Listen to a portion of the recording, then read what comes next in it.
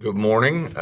You have a DMR quiz tomorrow. So what I'm going to do today is take the time to go over the DMR questions that you've had from this last week so that you can use this to study. So your goal today is just to study for the DMR quiz, and I'm going to go through all of these questions and show you how to do these.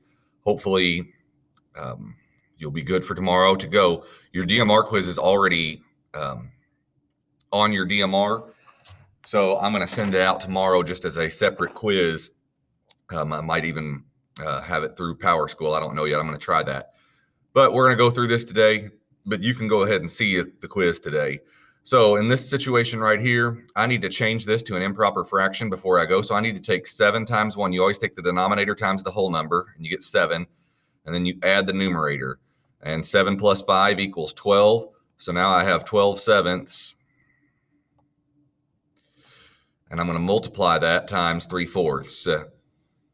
And when you multiply fractions, you just go straight across the top. So I'm going to take 12 times 3, 12, 24, 36.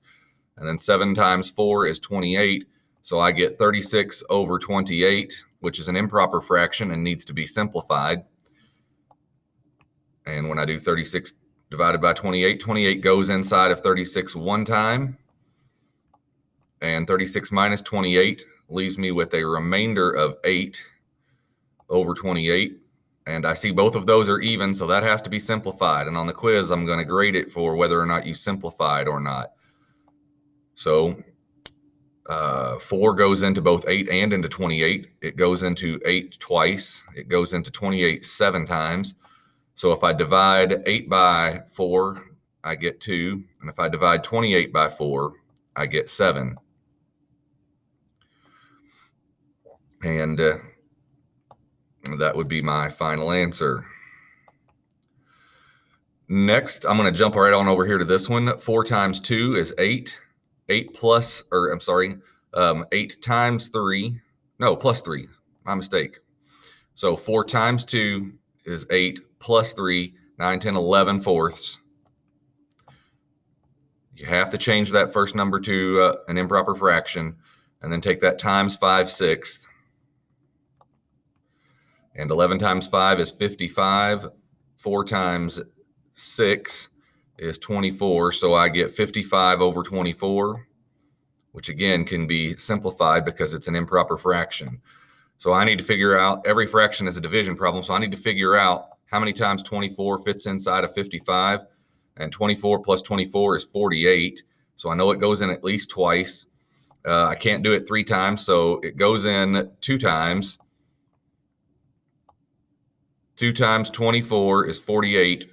55 minus 48 leaves me with a remainder of 7 24ths. And since 7 is prime, unless it goes into 24, then this is already simplified, and 7 does not divide into 24. So there's my simplified answer. Next right here, I need to take 3 times 1 and get 3 plus 2 gives me 5/3.